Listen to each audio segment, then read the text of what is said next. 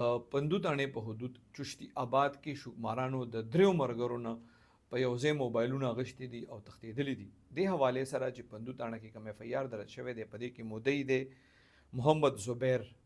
دی وی دی چشتي آباد کې خپل نورو دوو مرګرو سره موجود و.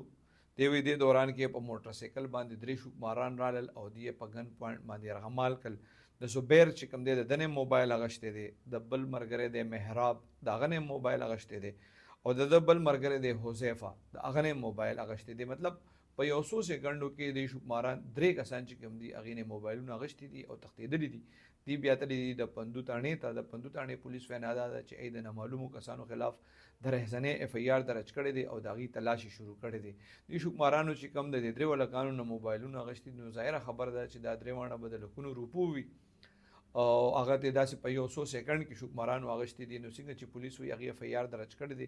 الله دې وکړي چې دا شوکماران هم ګرفتار شي او د کم نقصان چې دی خلکو له ورکړی دی الله دې وکړي چې هغه هم برابر شي. ځکه چې نن سبا وخت کې خو یو موبایل په زرګونو روپۍ دی، نو داسې چې که درې موبایلونه شو نو د لکونو روپو شو، نو واقعي چې دونه زیات نقصان څوک هم نشي برداشت کولی.